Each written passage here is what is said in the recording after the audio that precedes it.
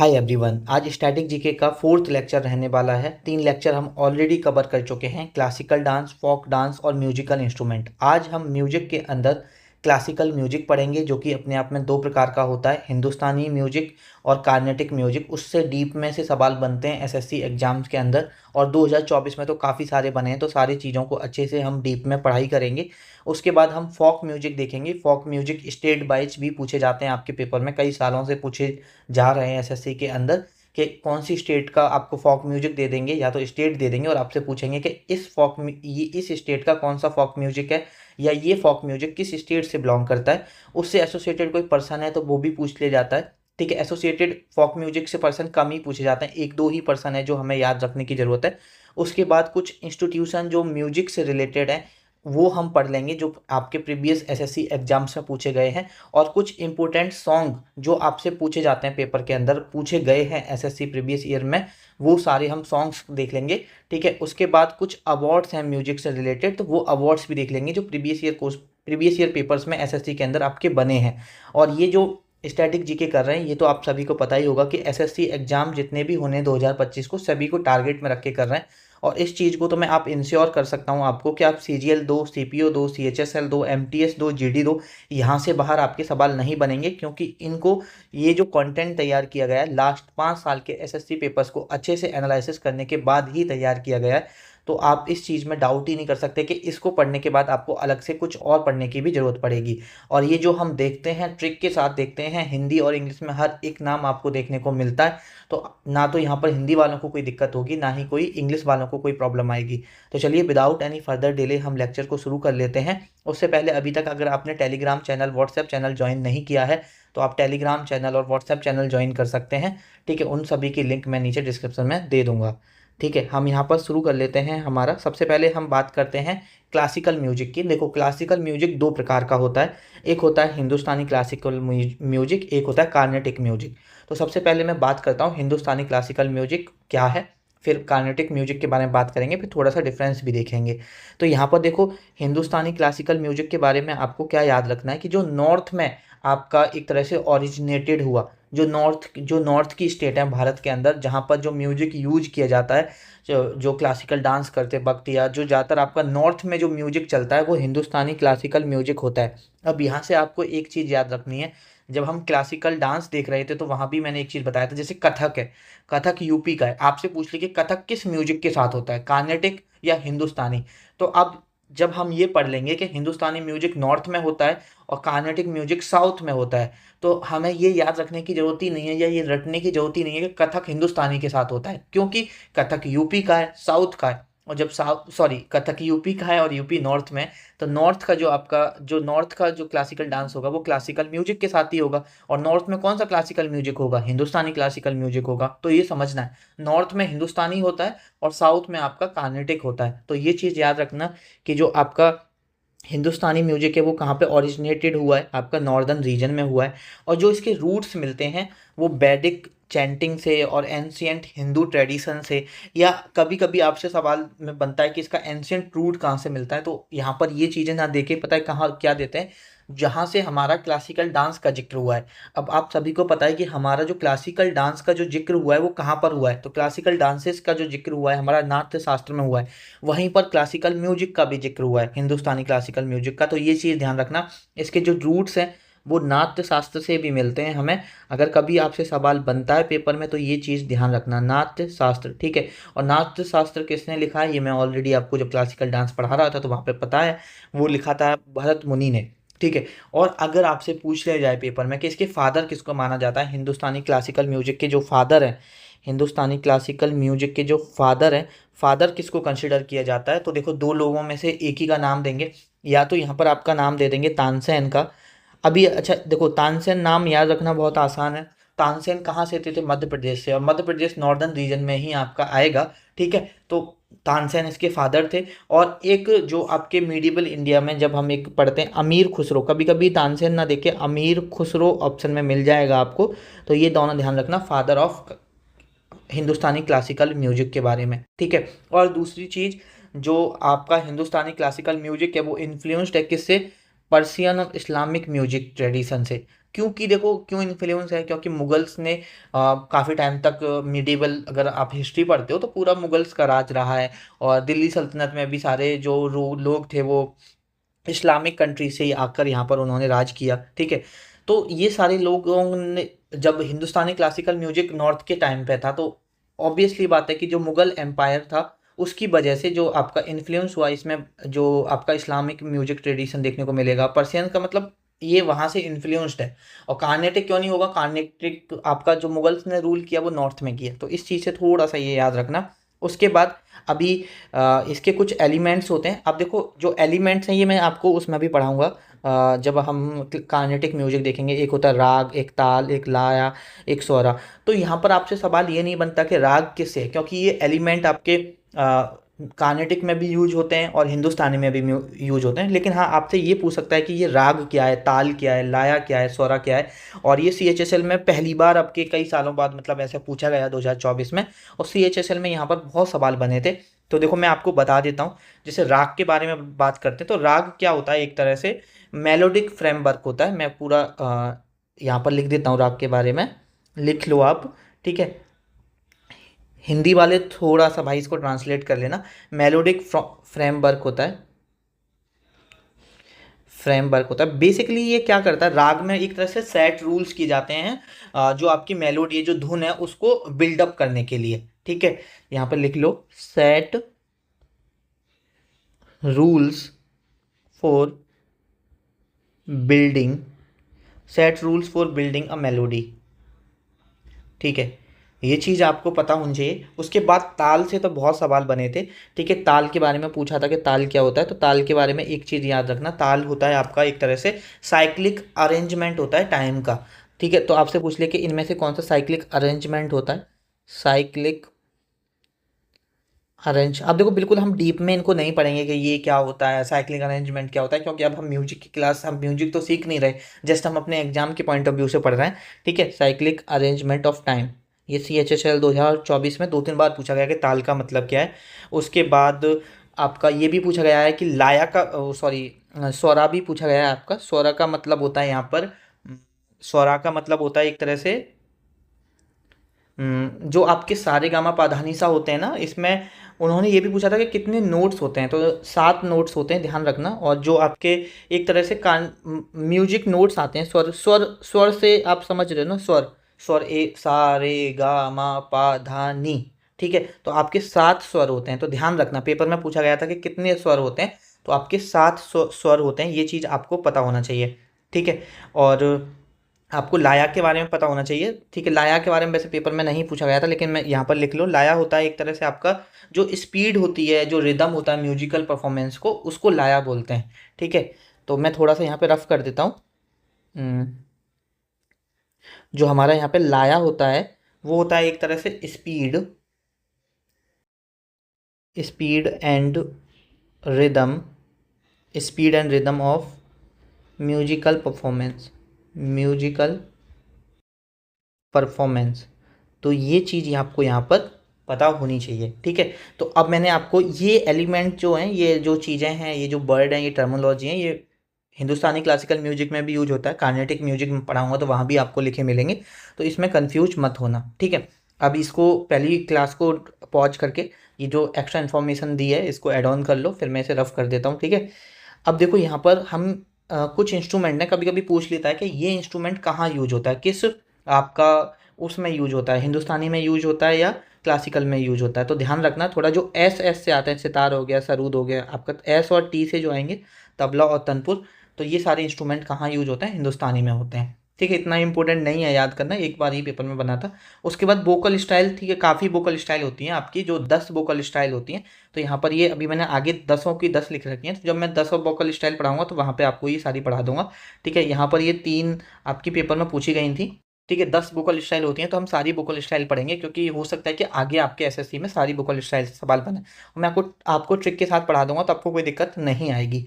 ठीक है, उसके बाद ये जो फेस्टिवल एंड इवेंट्स, जैसे कि आपका स्वाय गंधर्व भीमसेन महोत्सव जो होता है, वो एसोसिएटेड है आपका किससे, वहाँ पर कौन सा म्यूजिक होता है, तो हिंदुस्तानी क्लासिकल म्यूजिक होता है, ये ध्यान रखना, पुणे इंडिया में होता है ये।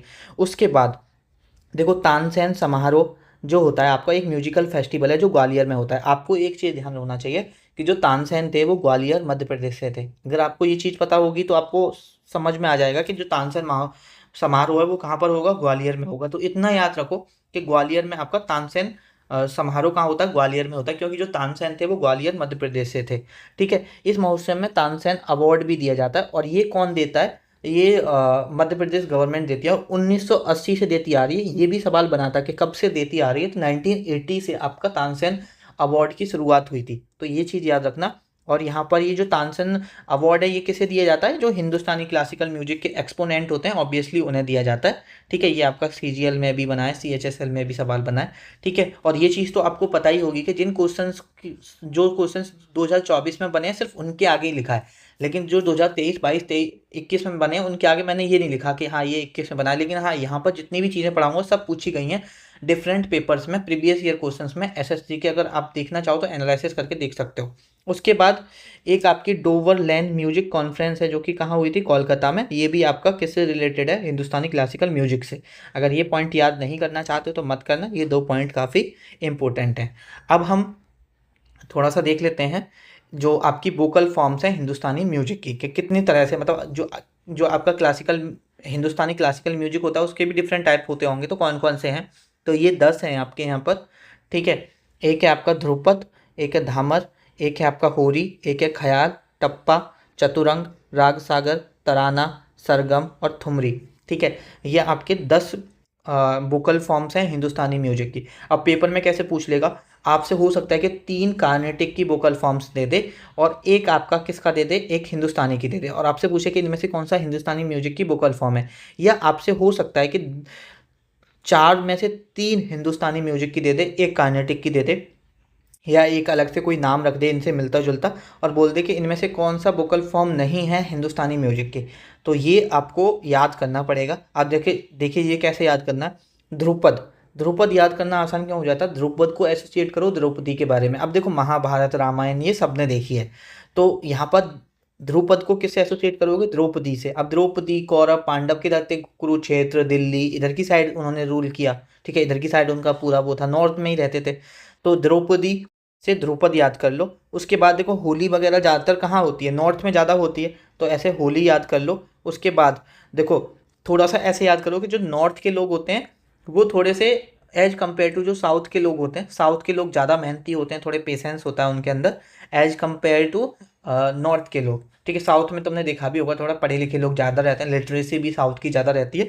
जस्ट मैं ट्रिक बनाने को कह रहा हूँ, कोई भाई दिल पे मत लेना ये सब चीज़ें, बस अपने दिमाग में याद रखने को बोल रहे हैं कि जो नॉर्थ के लोग होते हैं वो अपने दिमाग में ख्याली पुलाव ज़्यादा करते हैं। ठीक है, तो इस तरह से याद रखो। और उसके बाद नॉर्थ के लोग चतुर तो होते हैं, नॉर्थ के लोग ऐसी बात नहीं है, चतुर तो होते हैं, लेकिन बस मेहनत ज़्यादा नहीं करते, एज कम्पेयर टू साउथ वाले जितने मेहनत करते हैं उतनी मेहनत नहीं करते। और देखो तुमने एक चीज़ देखा होगा, जब अयोध्या में मंदिर बन रहा है या बहुत सारी चीज़ें हो रही है, तो नॉर्थ में लोग एकदम अपना झंडा फंडा लेके लग निकलते थे, तो रग रग में उनकी क्या भरी हुई है, भक्ति भरी हुई है। इस तरह से थोड़ा याद कर रखो।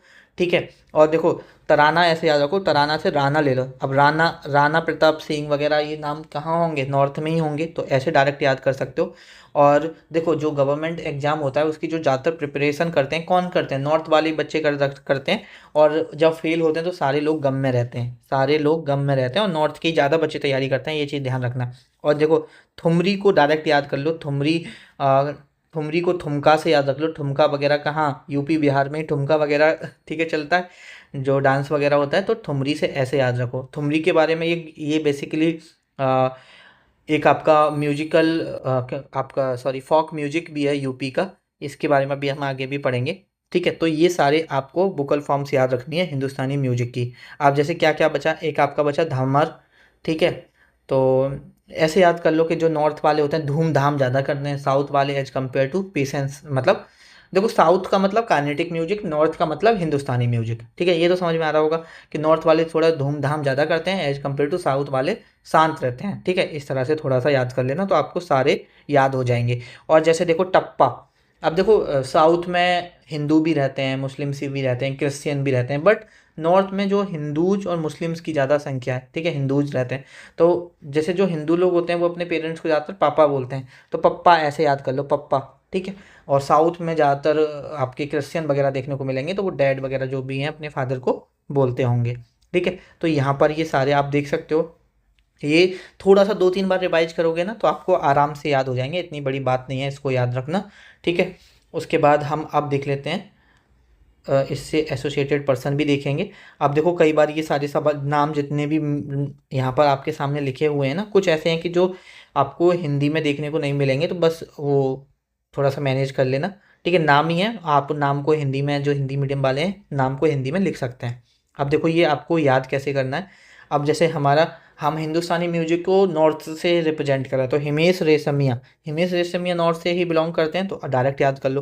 तानसेन तो हमने याद कर लिए, तानसेन कहाँ से थे, मध्य प्रदेश ग्वालियर से थे, तो ये आपको डायरेक्ट पता होना चाहिए। उसके बाद बड़े गुलाम अली, ठीक है, ये बहुत बहुत इम्पोर्टेंट है आपके, बड़े गुलाम अली। बड़े गुलाम अली को ये बेसिकली ख्याल स्टाइल के लिए जाने जाते हैं। और इनके बारे में एक और चीज़ याद रखना, बड़े गुलाम अली के बारे में क्या याद रखना यार, एक चीज़ था, हाँ, ये also known as Tansen of 20th century, Tansen of 20th century, ठीक है। इनके बारे में ये चीज़ भी याद रखना कि तानसेन अगर आपसे पूछ ले कि 20th सेंचुरी के तानसेन किसको माना जाता है, तो वो हैं आपके बड़े गुलाम अली, बड़े गुलाम अली खान को, ठीक है। ये चीज़ आप यहाँ पर इनके बारे में याद रखना। उसके बाद रवि शंकर, अब देखो रवि नाम आपको नॉर्थ में देखने को मिलेगा, साउथ में तो देखने को नहीं मिलेगा, तो ऐसे डायरेक्ट याद रखो। उसके बाद अली अकबर, अब देखो अकबर मुगल एम्पायर कहाँ रूल किया, नॉर्थ में किया, तो ऐसे याद करो। अब किशोरी अमोनकर, ठीक है, ये महाराष्ट्र से हैं, एक तो ये चीज़ ध्यान रखना। और देखो किशोरी, अब देखो जया किशोरी के बारे में तो सब जानते होंगे, ठीक है, तो वो भी नॉर्थ से बिलोंग करती हैं, वैसे याद कर लो। और ये भी याद कर लो कि जो महाराष्ट्र तक जो आपके रीजन आते हैं, महाराष्ट्र में ज़्यादातर महाराष्ट्र के जो म्यूजिशियंस हैं वो हिंदुस्तानी क्लासिकल म्यूजिक ही करते थे, तो ये चीज़ भी थोड़ा सा याद रखोगे तो वहाँ से भी, क्योंकि ये सवाल बना था कि किशोरी अमोनकर किस स्टेट से बिलोंग करती हैं, ठीक है। तो महाराष्ट्र आपको थोड़ा सा याद रखना ही पड़ेगा, और महाराष्ट्र के जो म्यूजिशियन होते हैं ज़्यादातर हिंदुस्तानी क्लासिकल म्यूजिक ही करते हैं, तो ये आप अगर इतना याद कर लोगे तो आपको डायरेक्ट आगे याद हो जाएगा। उसके बाद है गंगूबाई हैंगल, मोगूबाई कुर्दीकर और शोभा मुडगल। तो देखो शोभा से आप नाम से याद रख सकते हो कि शोभा एक तरह से नाम जो होता है नॉर्थ में ही होता है। और थोड़ा सा ये देखो गंगूबाई गुजरात से थी, तो ये अब यहाँ पर तुम थोड़ा सा डायरेक्ट इनको याद रख लेना, ठीक है।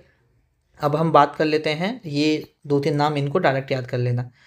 उसके बाद हम बात कर लेते हैं थोड़ा सा काइनेटिक म्यूजिक के बारे में, थोड़ा सा नहीं अच्छे से करेंगे, जितना हमने हिंदुस्तानी काइनेटिक म्यूजिक के बारे में पढ़ा वैसे ही हम अब साउथ के बारे में पढ़ लेते हैं। अब देखो यहाँ पर जो नॉर्थ में होता है उसे हिंदुस्तानी क्लासिकल म्यूजिक बोल दिया, और जो साउथ में होता है उसे कार्नेटिक म्यूजिक कार्नेटिक म्यूजिक बोला जाता है। अब देखो बेसिकली ये यहाँ पर लिखा हुआ है, ये ओरिजिनेट कहाँ हुआ, साउथ इंडिया में हुआ, पर्टिकुलर कहाँ हुआ आपका, तमिलनाडु और आपके केरल वाले रीजन में हुआ, तो ये चीज़ आपको ध्यान रखनी है।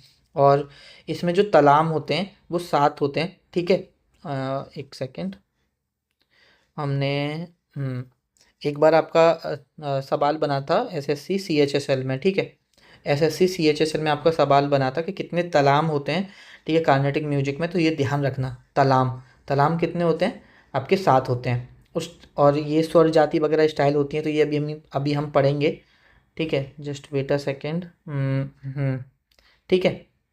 तो ये स्वर जाति अभी मैं आपको बताऊंगा, ठीक है। उसके बाद ये एलिमेंट्स मैं आपको बता चुका हूँ, राग क्या होता है, ताल क्या होता है, स्वरक क्या होता है, लाया क्या होता है, ये सारे सवाल आए हुए हैं सीएचएसएल में, तो ये ध्यान रखना, ठीक है। उसके बाद इंस्ट्रूमेंट, अब जैसे इंस्ट्रूमेंट उधर उस एस और टी से थे, अब यहाँ पे देखोगे आपका बीना हो गया, फ्लूट हो गया, बायोलिन हो गया, मृदंगम हो गया, कंजीरा हो गया, घटम हो गया, तो थोड़ा एक बार देख सकते हो। उसके बाद कंपोजिशन देखते हैं हम, तो कंपोजिशन अभी हम, ये हमारा एक कीर्ति है, वर्णम है, कीर्तन है, पदम है, स्थाई है, जस्ट बेटा सेकंड। अब देखो यहाँ पर आपको पदम के बारे में एक चीज़ याद रखना, ठीक है। पदम के बारे में आपको क्या पता होना चाहिए, पदम के बारे में ये पता होना चाहिए कि पदम एक तरह से क्या रिप्रेजेंट करता है, ये एक तरह से लव पोएम वगैरह जो होती हैं वो पदम उनको पदम बोला जाता है। एक तरह से ये अपना डिवोशन एक्सप्रेस करते हैं मधुर भक्ति के थ्रू। तो इनमें से ऐसे 4 वर्ड दे रखे थे। एक बार CHSL में सवाल आया लव पोएम को कौन रिप्रेजेंट करता है, तो पदम वहाँ पे उसका आंसर था। और इस तरह से भी CHSL में सवाल बना था कि कौन आपका डिवोशन एक्सप्रेस करता है मधुर भक्ति, मतलब जो एक्सप्रेस करता है डिवोशन मधुर भक्ति के थ्रू, उसे क्या बोला जाता है, तो उसे पदम बोला जाता है। तो ये भी ध्यान रखना, एक्सप्रेस डिवोशन थ्रू मधुर भक्ति। ठीक है, ये चीज़ पता होनी चाहिए आपको।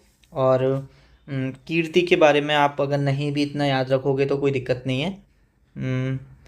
स्थाई जो होता है बेसिकली आपके रेंज ऑफ नोट्स होते हैं। ठीक है, और आपको इतना डीप में नहीं पढ़ना, आप बस ये याद रख लेना कि कीर्ति, वर्णम, कीर्तम, पदम और स्थाई ये आपके किससे एसोसिएटेड है, कार्नेटिक म्यूजिक से एसोसिएटेड है। ठीक है, ये चीज़ याद रखना यहाँ पर। और देखो, जो आपका मद्रास म्यूजिक सीजन और त्यागराजा अर्धाने फेस्टिवल शो केस है आपका, ये किससे रिलेटेड है, कार्नेटिक म्यूजिक से। अब देखो, मद्रास मद्रास कहाँ है, चेन्नई। ठीक है, मद्रास चेन्नई को बोला जाता है, तो ऑब्वियसली बात है साउथ में तो कार्नेटिक म्यूजिक से ही होगा। अभी त्यागराजा अर्धाने फेस्टिवल शोकेस, अभी इनका नाम याद करा दूंगा आपको, तो ये फेस्टिवल से आप डायरेक्ट याद कर लोगे कि हाँ ये कार्नेटिक म्यूजिक से एसोसिएटेड है। अब जैसे देखो, हम पहले थोड़ा सा इनकी म्यूजिकल फॉर्म के बारे में पढ़ लेते हैं। ठीक है, यहाँ पर ये म्यूजिकल फॉर्म की स्पेलिंग गलत है। म्यूजिकल फॉर्म के बारे में बात कर लेते हैं। जैसे एक होता है आपका गीतम, सुलादी, स्वरजति, जाति स्वरम, वर्णम, कीर्तम, कीर्ति, पल्लवी। अब ये आपको कैसे याद रखना है, आप ऐसे याद करो कि पल्लवी और कीर्ति की, ऐसे याद करो, पल्लवी और कृति, पल्लवी और कृति की क्या थी, ऐसे देखो मैं आपको बता देता हूँ, आप नोट डाउन कर लेना। पल्लवी और कीर्ति की क्या थी, यहाँ पर शादी थी। अब देखो, पल्लवी से पल्लवी याद हो गया, कृति से याद हो गया, और कृति से कीर्तन भी याद रखना। कृति और कीर्तन दोनों मिलते जुलते हैं, तो ये भी आपको याद हो जाएंगे। पल्लवी और कीर्ति की शादी थी, उन्होंने क्या पहनाई, बरमाला पहनाई। और उन्होंने जो शादी की वो एक अलग जाति के लड़के से की। वो किससे की, एक अलग जाति के लड़के से की। तो देखो, जाति और जाति इसमें आ रहा है, तो ये दोनों नाम याद हो गए। अलग जाति के लड़के से की, लड़के से लड़, ये याद हो गया। ठीक है, और उस शादी में कौन आई थी, गीता भी आई थी। उस शादी में कौन आई थी, गीता भी आई थी। तो ऐसे याद करना है कि पल्लवी और कीर्ति ने शादी में बरमाला पहनाई। किसको पहनाई, एक अलग जाति के लड़के से पहना, अलग जाति के लड़के को पहनाई, और उसमें गीता भी आई थी, उसमें गीता भी आई थी। तो ये सारे नाम आपको ऐसे याद यहाँ पर हो जाएंगे। अब हम थोड़े से एक्सपोनेंट देख लेते हैं जो कार्नेटिक म्यूजिक से रिलेटेड है, एक्सपोनेंट कंपोजर्स देख लेते हैं। ठीक है, तो यहाँ पर जो सबसे पहला नाम और सबसे फेमस नाम है वो है यहाँ पर पूरनदास। सबसे ज़्यादा नाम यही पूछा जाता है आपके पेपर में कि पुरंदरदास किससे एसोसिएटेड है, किस म्यूजिक से एसोसिएटेड है, तो कार्नेटिक म्यूजिक से एसोसिएटेड है। और हम इनको फादर ऑफ कार्नेटिक म्यूजिक के नाम से भी जानते हैं। जैसे हमने हिंदुस्तानी क्लासिकल म्यूजिक में पढ़ा था, father of Hindustani classical music कौन थे, तो वहाँ पर आपके एक तो अमीर खुसरो को माना जाता है और एक तानसेन को माना जाता है। ठीक है, लेकिन यहाँ पर जो कार्नेटिक म्यूजिक के फादर को माना जाता है वो है हमारे पुरंदरदास। तो यहाँ पर ध्यान रखना, इनका नाम काफ़ी इंपॉर्टेंट है। उसके बाद ये 3 नाम भी काफ़ी इंपॉर्टेंट हैं, त्यागराजा, मुत्थुस्वामी दीक्षितर और यहाँ पर आपका श्यामा शास्त्री। अब ये 3 नाम क्यों इंपॉर्टेंट है, इनको त्रिनिटी बोला जाता है कार्नेटिक म्यूजिक का। क्या बोला जाता है इनको, इनको बोला जाता है Trinity, Trinity of Carnatic music, Trinity of Carnatic music. ये ध्यान रखना, ये काफ़ी इम्पोर्टेंट तीनों नाम है, त्यागराजा, मुत्थुस्वामी और श्यामा शास्त्री। अब ये इनको ट्रिनिटी ऑफ कार्नेटिक म्यूजिक बोला जाता है। अब इन्हें आप ऐसे ही याद रख लो, मस्त के सबसे ज़्यादा कार्नेटिक म्यूजिक जो सबसे मस्त गाते थे, जो मस्त कंपोज करते थे, वो कौन थे। ठीक है, मस्त मस्त से याद रख लो। तो मस्त से देखो, मुत्थुस्वामी, श्यामा शास्त्री और त्यागराजा। बहुत पूछा जाता है, ऐसा होगा कि 4 नाम दे देगा, हो सकता है कि उसमें से पूछ ले कि इसमें से कौन सा नाम नहीं है ट्रिनिटी ऑफ कार्नेटिक म्यूजिक में, या कोई एक का ही नाम दे के पूछ ले, या डायरेक्ट आपसे पूछ ले कि ये किस किस से रिलेटेड है। तो यहाँ पर ध्यान रखना इन तीनों का नाम, त्यागराजा, मुत्थुस्वामी और श्यामा शास्त्री। और मस्त से याद रख लो कि ये कार्नेटिक म्यूजिक मस्त कंपोज करते थे। इस तरह से आप यहाँ पर याद रख सकते हो।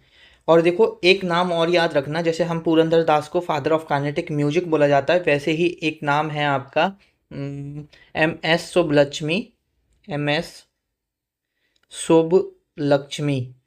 तो यहाँ पर ये जो नाम है ना, एम एस सुब्बलक्ष्मी, ये काफ़ी इम्पोर्टेंट है।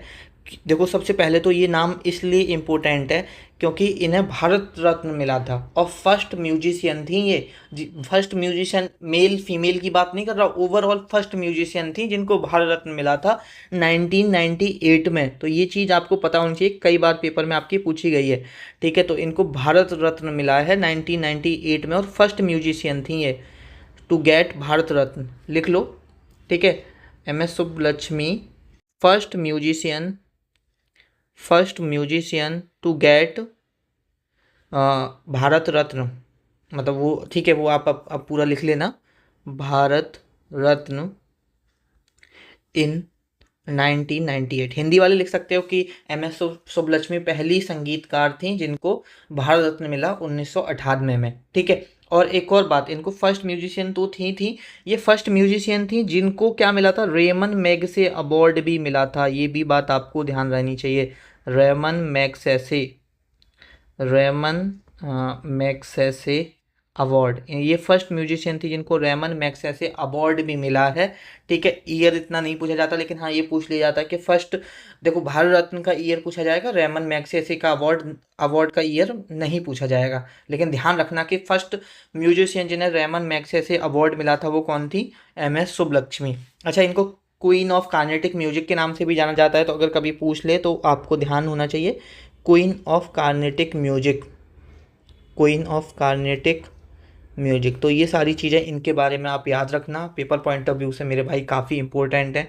ठीक है, कुछ नाम और हैं यहाँ पर, ठीक है, कार्नेटिक म्यूजिक से रिलेटेड जो आपको याद रखने पड़ेंगे, जैसे कि एक है एम बाला मुरली कृष्ण। ठीक है, ये हिंदी में नहीं लिखा हुआ तो लिख लेना आप, है ना। उसके बाद आपका है पापा नसम रामायण शिवम और रजनी हैबर। अब देखो ये तीनों नाम याद करना बहुत बड़ी बात नहीं है। ये देखो MTS 2024, MTS 2024, CGL 2024 यहाँ पूछे गए हैं। अब देखो ये नाम याद क्यों नहीं करना ज़्यादा आसान, मतलब आसान क्यों है वो बता देता हूँ। क्योंकि ये आप अलग ही देखोगे कि देखो अगर आप साउथ इंडिया से तो हाँ आपको बिल्कुल फेमिलराइज होंगे इन सभी नामों से, और अगर आप नॉर्थ इंडिया से हो तो आपको अजीब से ही नाम लगेंगे ये। ठीक है, तो आपको आराम से ये नाम याद हो जाएंगे यहाँ पे कि हाँ ये साउथ का नाम है तो कार्नेटिक म्यूजिक से ही एसोसिएट होंगे। बहुत सारे ऑप्शन, अगर कोई नाम ऐसा भी आ जाता है ना कि जहाँ पर आपको नहीं पढ़ा है आपने कि ये कार्नेटिक म्यूजिक से एसोसिएट करते हैं या हिंदुस्तानी म्यूजिक से, बस ये ट्रिक लगाना है। अगर वो सवाल आपको करना है, उस सवाल के पीछे अगर आपको जाना है कि हाँ भाई ये नाम नॉर्थ इंडियन लग रहा है या साउथ इंडियन लग रहा है, नॉर्थ इंडियन लग रहा है तो हाँ हिंदुस्तानी म्यूजिक के साथ जाऊँगा, और अगर मुझे साउथ इंडियन नाम लग रहा है तो मैं कार्नेटिक म्यूजिक के साथ जाऊँगा। इस ट्रिक के साथ आपको आगे बढ़ना है, इस ट्रिक के साथ आपको बेसिकली लगाने हैं।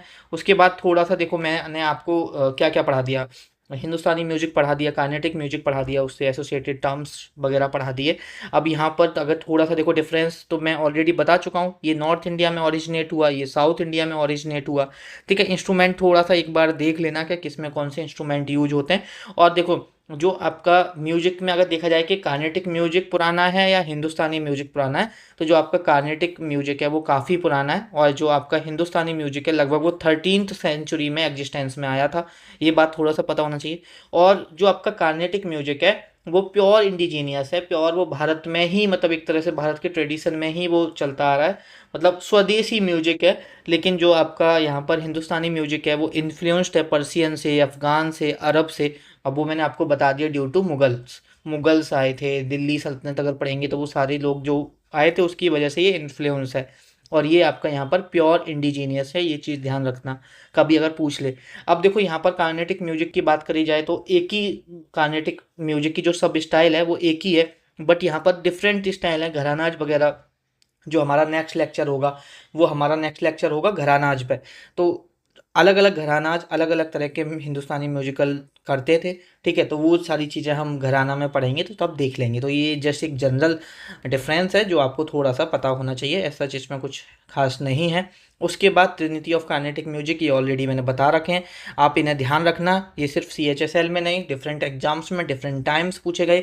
या तो आपसे ट्रिनिटी ऑफ कार्नेटिक म्यूजिक दे देंगे या सिंपल इनके नाम दे देंगे, क्योंकि ये काफ़ी इंपॉर्टेंट नाम है। दे देंगे त्यागराजा किससे एसोसिएट है, श्यामा शास्त्री किससे एसोसिएटेड है। अब देखो श्यामा शास्त्री के साथ तो आप कंफ्यूज भी हो जाओगे क्योंकि ये तो नॉर्थ इंडियन नाम लग रहा है, बट ये एसोसिएटेड किससे हैं, आपके एसोसिएटेड हैं कार्नेटिक म्यूजिक से। तो आप इनका नाम याद रखना, बस ट्रिक मैंने आपको बता दी, मस्त से रखो ना याद। तो मुत्थुस्वामी श्यामा शास्त्री और त्यागराज है। यहाँ पर आप आराम से इनको याद रख सकते हो। उसके बाद अब हम हमारे यहाँ पर जो हिंदुस्तान जो क्लासिकल आपका म्यूजिक था वो ख़त्म हो गया। क्लासिकल म्यूजिक के अंदर हमने 2 म्यूजिक देखे, दोनों हम देख चुके हैं। अब हम यहाँ पर फोक म्यूजिक स्टार्ट करेंगे, जो कि स्टेट वाइज आपसे कई बार पूछ लिया जाता है, काफ़ी इंपॉर्टेंट है फोक म्यूजिक। ठीक है, तो अब हम डिफरेंट स्टेट्स के फोक म्यूजिक देखेंगे। और फोक म्यूजिक याद रखना बहुत आसान है। अगर आपने फोक डांसेस पढ़े हैं, फेस्टिवल्स पढ़े हैं, जो अभी हम आने वाले लेक्चर्स में भी पढ़ेंगे, तो बस वैसे ही नाम रिलेटेड है। ठीक है, तो आपको ज़्यादा कन्फ्यूजन होगी नहीं। जैसे कि हम फोक डांस पढ़ के आए थे आंध्र प्रदेश का बुरा कथा, तो बुरा कथा फोक म्यूजिक भी आंध्र प्रदेश का, तो इतना बड़ा कोई इशू नहीं है, आप आराम से याद कर सकते हो। जैसे अब यहाँ पर असम है, असम में हमने बिहू फोक डांस भी पढ़ा है और बिहू फोक म्यूजिक भी है, तो आपको कोई दिक्कत यहाँ पर नहीं होगी कि हाँ मैं इसे याद कैसे करूँ, कैसे याद रखूँगा, तो आपको कोई यहाँ पर जिक्र मतलब कोई भी यहाँ पर दिक्कत नहीं होगी। एक है जिक्री। अब देखो ऐसे याद करो कि जैसे किसी इंसान की डेथ हो जाती है, वो आसमान में चला जाता है, हम ऐसे तो अज्यूम करते हैं कि उसकी आत्मा आसमान में चली जाती है, तो उसके जिंदे पे कोई जिक्र नहीं करता, जब वो आसमान में चला जाता है तो सब जिक्र करते हैं। या ऐसे याद कर लो कि आसमान में जाने का सब जिक्र करते हैं, तो ऐसे भी थोड़ा सा याद करना चाहो तो जिक्री भी याद कर सकते हो। ठीक है, CHSL 2019 में आपका पूछा गया था। और यहाँ पर अगर हम बात करें अरुणाचल प्रदेश की, तो अरुणाचल प्रदेश में है जा जिन जा। ये याद करना बहुत आसान है। आप ऐसे याद कर लो कि अरुण की मम्मी कह रही हैं, अरुण अरुण कुछ ज़्यादा बदतमीजी मतलब ऊधम मचा रहा है, तो वो कह रही है बेटा जा तू यहाँ से जाना, तो अरुण की मम्मी अरुण से कह रही है जा यहाँ से जा। ठीक है, जा जिन जा। ठीक है, बहुत आसान है। उसके बाद बिहार का यहाँ पर सोहर है, सोहा नहीं है ये, सोहर कर लेना इसे। ठीक है, बेसिकली देखो फोक म्यूजिक का मैंने जैसे फोक डांस का है रिलेशन, वैसे ही फोक म्यूजिक का है। एक चीज़ याद रखना कि मैंने यहाँ बिहार पढ़ा है, अगर बिहार ऑप्शन में नहीं हो, सपोज यूपी हो, तो यूपी के साथ जाना, क्योंकि नियर बाई रीजन्स में भी तो होता है, जो यूपी का पार्ट बिहार से लगा हुआ है, तो वहाँ भी सोहर होता होगा। ठीक है, तो ये सोहर के बारे में एक और चीज़ ध्यान रखना, जब बच्चे का जन्म होता है ना, चाइल्ड का जब बर्थ होता है, उस वक्त आपका ये गाया जाता है सोहर म्यूजिक। ठीक है, और मेनली बिहार में गाया जाता है। ठीक है, बहुत कम चांसेस होंगे कि बिहार को ऑप्शन में नहीं देगा, 99% देगा। ठीक है, अभी तक 2-3 बार ये क्वेश्चन बना और बिहार ही उसका आंसर है, लेकिन फिर भी मैंने एक बार बता दिया। एक और यहाँ पर छत्तीसगढ़ का है पांडवनी। अब देखो पांडवनी हमने क्या पढ़ा, पांडवनी हमने फोक डांस पढ़ा, और मैंने कैसे याद किया था, कोई आपसे कह रहा है पांडव 36 थे, आप बोल रहे थे भैया पांडव 36 नहीं है, पांडव 5 थे, तो ऐसे मैंने आपको याद कराया था। ये मोस्ट इंपॉर्टेंट है, डिफरेंट टाइम आपका छत्तीसगढ़ का पांडवनी पूछा गया है एग्जाम में, तो आपको ये मतलब याद रखना। फोक देखो फोक डांस भी याद कर लोगे तो फोक म्यूजिक आराम से ये याद हो जाएगा। इसके बारे में देखो एक चीज़ ध्यान रखना, चाहे फोक डांस हो चाहे फोक म्यूजिक हो, जो आपका पांडवनी है ये किस पे बेस्ड है, तो ये बेस्ड ऑन एपिक मतलब बेस्ड ऑन महाभारत पर। ठीक है, आपकी जो देखो पांडव से ही समझ में आ रहा है ना, तो इसमें कोई ऐसा सच नहीं है कि आपको याद हो। एक बार इनकी एक्सपोनेंट भी पूछ ली गई थी, तो थोड़ा याद रखना। एक एक्सपोनेंट है, काफ़ी फेमस थी वो, तीजन बाई। ठीक है, तो अगर आपसे कभी पूछ ले पेपर में कि तीजन बाई किससे एसोसिएटेड है, तो तीजन बाई आपकी पांडवनी से एसोसिएटेड है, ये याद रखना। ठीक है, गोवा का देखो हमने फोक डांस याद किया था, मांडो, वैसे ही यहाँ पर फोक म्यूजिक भी होता है गोवा का मांडो, तो ये भी आप आराम से इसे याद रख सकते हो। अगर आपको फोक डांस याद है तो फोक म्यूजिक आराम से याद हो जाएगा। ऐसे भी याद कर लो कि आपका गोवा जाने का मन है, आपका मन डोल रहा है, ये ध्यान रखना। गोवा का मांडो है और राजस्थान का एक मांड है, दोनों के साथ एसोसिएट मत करना। राजस्थान का है मांड, अभी मैं आगे पढ़ाऊंगा। ठीक है, तो मांड और मांडो के साथ एसोसिएट मत करना। तो ऐसे करो, गोवा जाने के लिए आपका मन डोल रहा है, डो से याद हो जाएगा ना, डोल रहा है तो मांडो हो जाएगा। ठीक है, गुजरात का डांडिया रास होता है, तो ये तो आपको फोक डांस भी याद हो गया, तो फोक म्यूजिक आपको यहाँ पर आराम से याद हो जाएगा। उसके बाद अगर हम और चीज़ों की बात करते हैं, जैसे कि यहाँ पर जम्मू कश्मीर का वखा इतना फेमस नहीं है, लेकिन ये बानावन और यहाँ पर ये चक्री ये काफ़ी फेमस है, तो ध्यान रखना। ठीक है, और देखो जिक्री हम पढ़ के आए हैं असम में, और चक्री होता है यहाँ पर जम्मू कश्मीर का।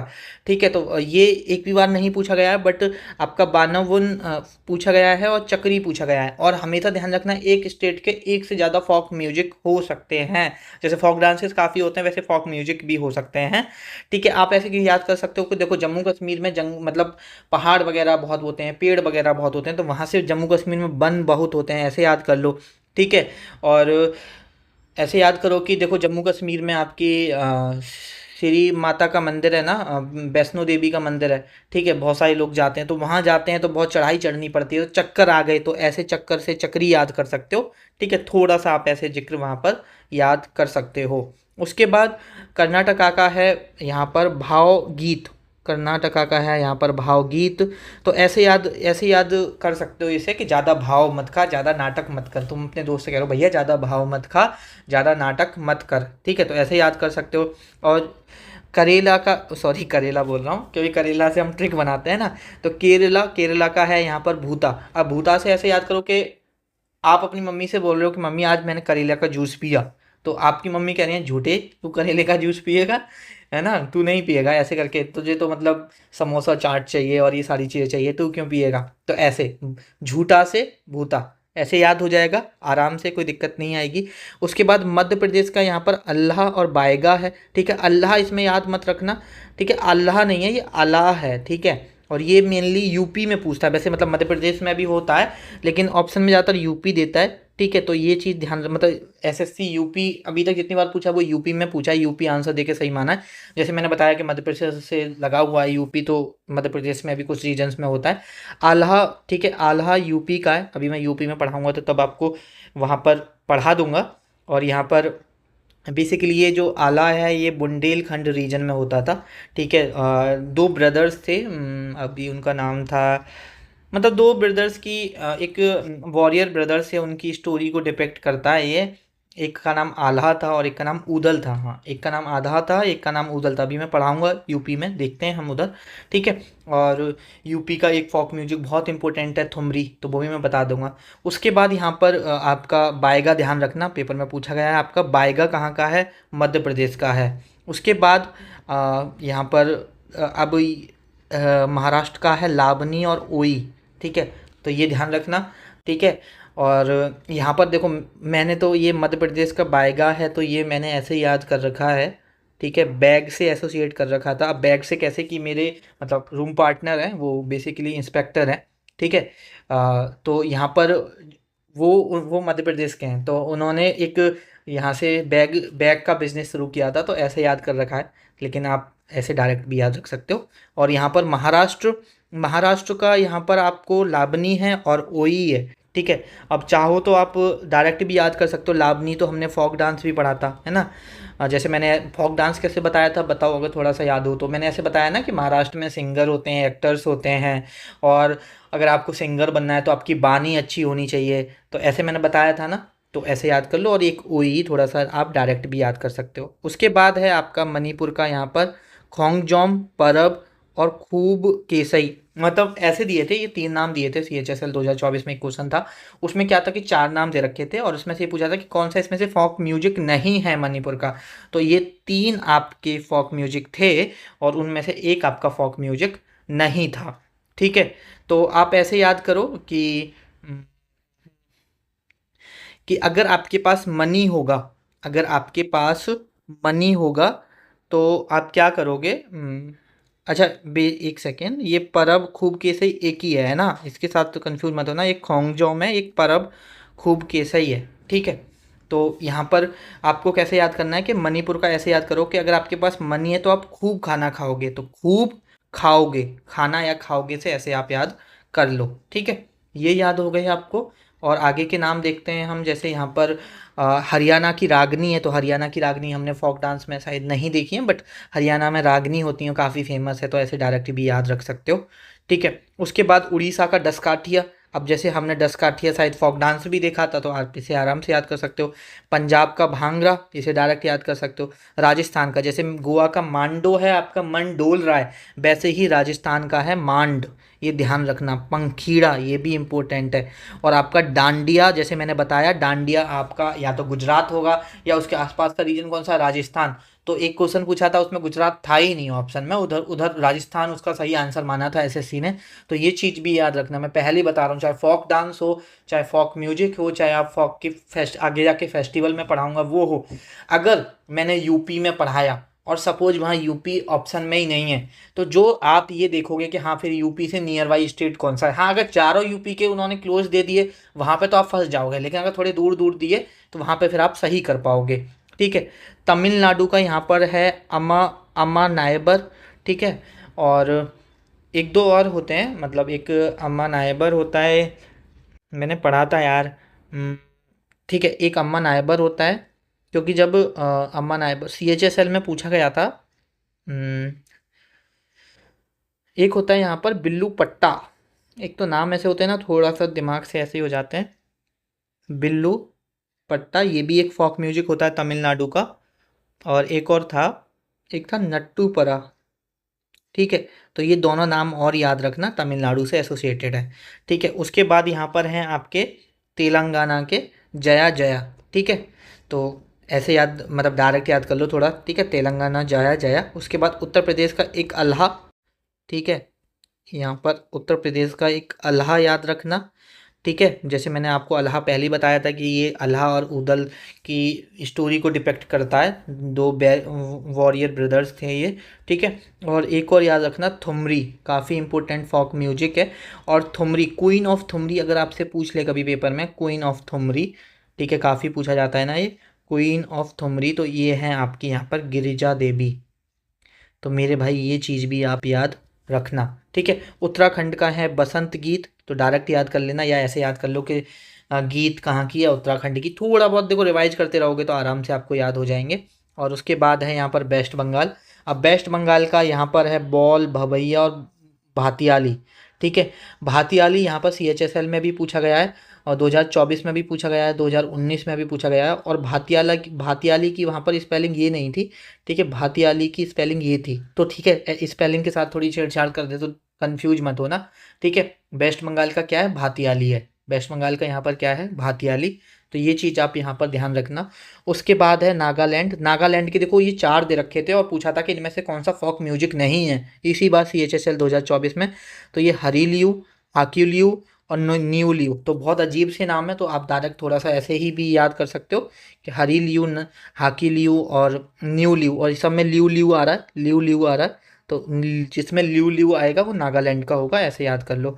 उसके बाद मिजोरम का है चाय हिया, तो ऐसे याद करो कि भाई चाय मिल जाए तो मज़े आ जाए, ठीक है। तो ऐसे डायरेक्ट याद रख सकते हो। उसके बाद हिमाचल प्रदेश का है ला मैन, ठीक है, तो ये डायरेक्ट याद कर लेना। और झारखंड का है ओहिरा, ठीक है। और ये किससे एसोसिएटेड है, ये झुमेर फोक डांस से इंपॉर्टेंट है। अब देखो यहाँ पर जो इस बार CHSL 2024 में सवाल बना था, उसमें ये तो नहीं पूछा था कि किससे एसोसिएटेड है, लेकिन उसमें ऐसे पूछा था कि झारखंड का एक फोक म्यूजिक है जो कि झुमेर फोक डांस से एसोसिएटेड है, बताओ वो कौन सा है। तो आपको पता होना चाहिए कि देखो ओहीरा झारखंड का है, ठीक है। ऐसे ऐसे याद कर लो कि मुझे हीरा मिला कहाँ, झाड़ियों में मिला, झूमते झूमते जा रहा था और मुझे हीरा मिल गया झाड़ियों में। तो ऐसे थोड़ा सा अपनी तरफ से भी कुछ ट्रिक फ्रिक बना सकते हो, ऐसे ऐसे आप आगे डायरेक्ट याद कर सकते हो।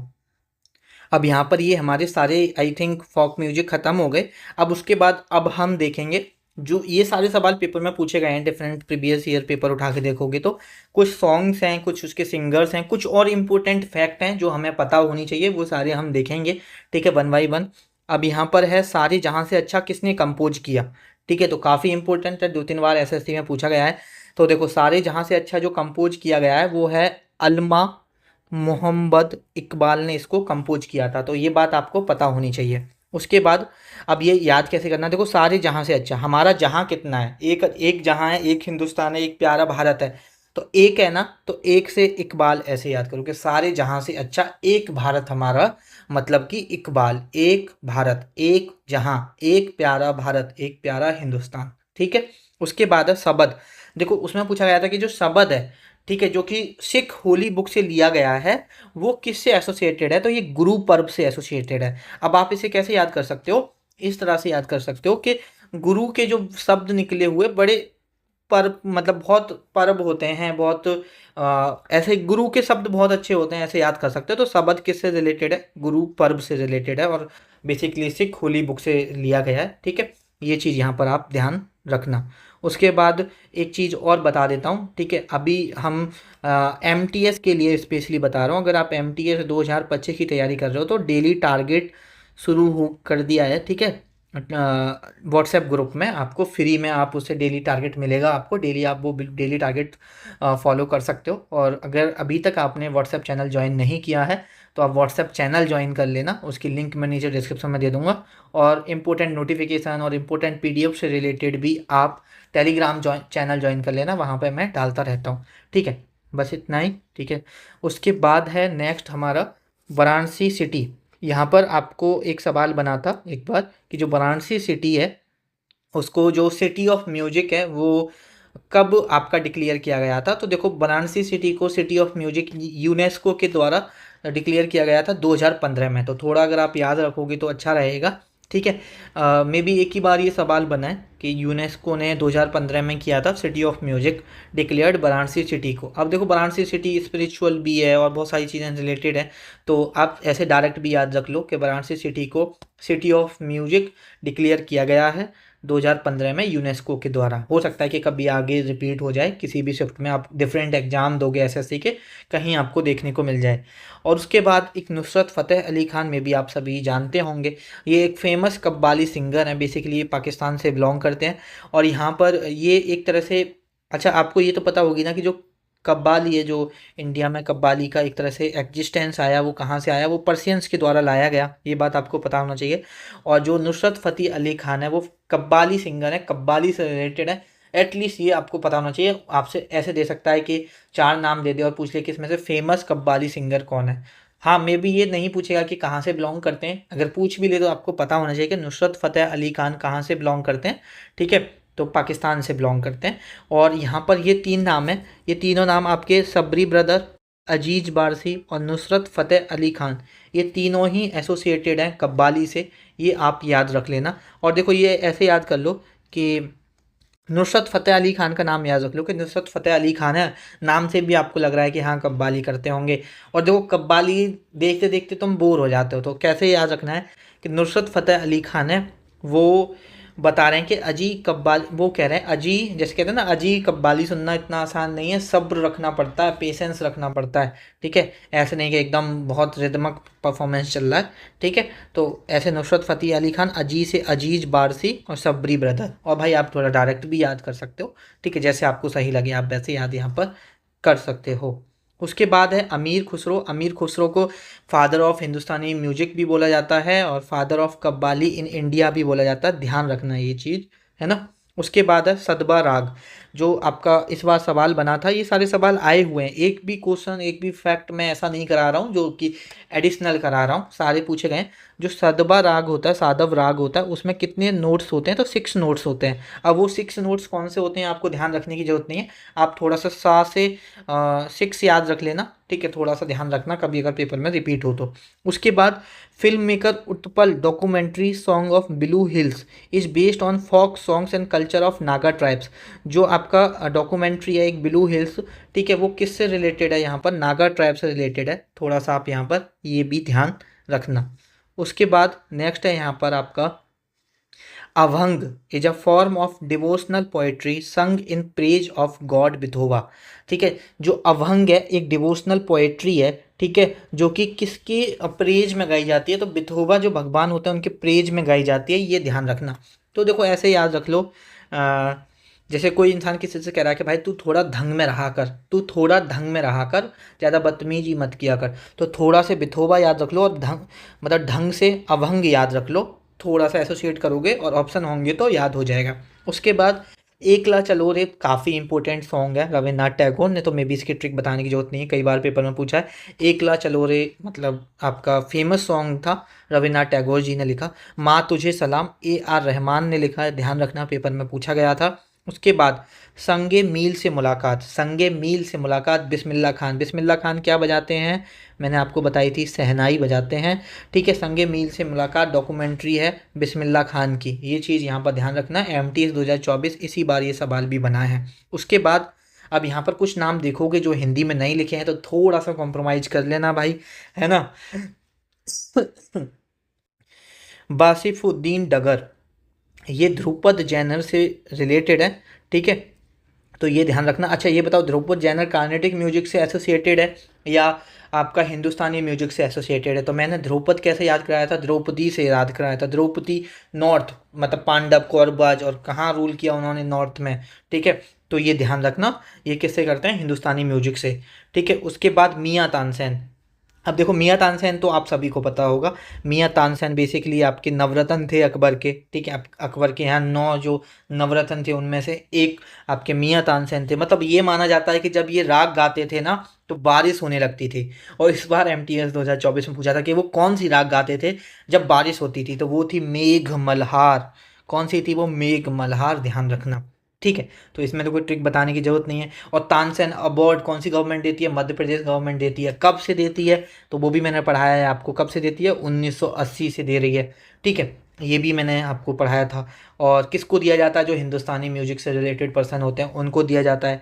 और मियाँ तान मतलब जो तानसेन थे कहाँ से ग्वालियर मध्य प्रदेश से थे, ठीक है। उसके बाद रविशंकर, काफ़ी फेमस नाम है। ये फाउंडर है नेशनल ऑर्केस्ट्रा ऑफ इंडिया के, ठीक है। तो ये भी ध्यान रखना, सीजीएल 2024 में आपका यहाँ पर सवाल भी इनसे रिलेटेड बना है। उसके बाद बड़े गुलाम अली। अच्छा देखो, जब मैं बड़े गुलाम अली पढ़ा रहा था तो मैंने आपको बताया था कि ये इनको तानसेन ऑफ 20th सेंचुरी भी बोले जाते हैं। ये ख्याली गायकी इन्होंने मतलब बेसिकली करा था।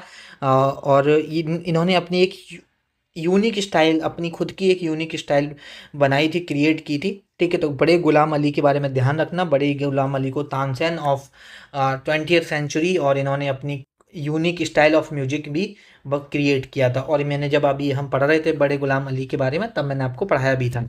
उसके बाद सुलोचना चवन, ये लावनी सिंगर हैं, महाराष्ट्र से हैं।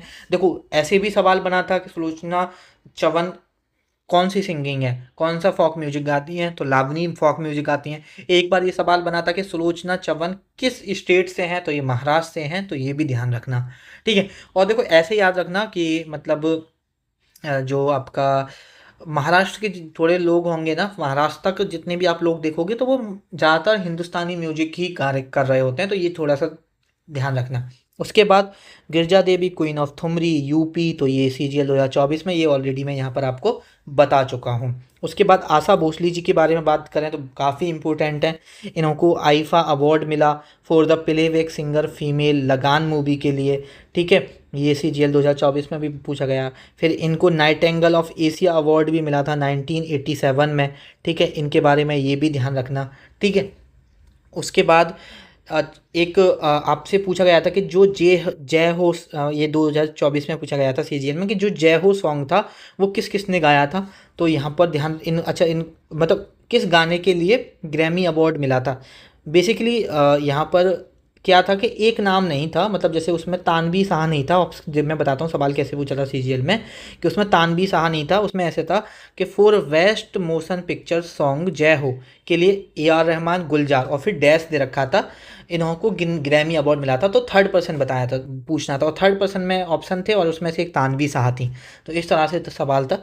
तो थोड़ा सा ध्यान रखना, ए आर रहमान, गुलजार और तानवी शाह, इन्होंने जय हो गाने के लिए इन्हें क्या मिला था? ग्रैमी अवार्ड मिला था। ये चीज़ थोड़ा सा आपको यहाँ पर पता होनी चाहिए। उसके बाद है आपके विश्व मोहन भट्ट। तो जब मैं आपको म्यूजिकल इंस्ट्रूमेंट पढ़ा रहा था तब मैंने आपको बताया था कि जो विश्व मोहन भट्ट हैं वो मोहन बीना से एसोसिएटेड है। और इसको याद करने की तो सिंपल ट्रिक है, यहाँ भी मोहन है और यहाँ भी मोहन है, ठीक है। तो इससे रिलेटेड मैंने एक चीज़ नहीं बताई थी, ठीक है। इनको ग्रैमी अवार्ड मिला है, ठीक है। तो ये चीज़ ध्यान रखना, कब मिला है ये मत याद रखो, लेकिन इनको ग्रैमी अवार्ड मिला है ये चीज़ याद रखना। सीजीएल 2024 में भी ये सवाल आपका पूछा गया है। उसके बाद अगर मैं बात करता हूँ यहाँ पर youngest instrumentalist to receive Padma Bhushan, यहाँ पर मैं उसकी बात कर रहा हूँ जो वादक होते हैं, ठीक है, जो इंस्ट्रूमेंटलिस्ट होते हैं। तो सबसे कम उम्र में जिनको पद्म भूषण मिला 2002 में, वो कौन थे? जाकिर हुसैन थे। ये चीज़ यहाँ पर ध्यान रखना, ठीक है। उसके बाद है यहाँ पर आपका लता मंगेशकर जी के बारे में थोड़ा सा याद रखना। इनको भारत रत्न मिला था 2001 में। क्वीन ऑफ मेलोडी और नाइटेंगल ऑफ इंडिया के नाम से हम इन्हें जानते हैं। इंडिया की पहली भारतीय सिंगर थी जिन्होंने, ये काफ़ी इंपॉर्टेंट है, देखो यहाँ पर एक बार को ये चीज़ तो चलो कॉमन है, आप याद रख लोगे। भारत रत्न मिला 2001 में, काफ़ी important. First Indian singer to perform Royal Albert Hall, कम से कम 3-4 बार पूछा गया होगा एसएससी एग्जाम्स में कि पहली इंडियन सिंगर जिन्होंने परफॉर्म किया था रॉयल अल्बर्ट हॉल में लंदन में, वो कौन थी? तो वो लता मंगेशकर जी थी, ध्यान रखना।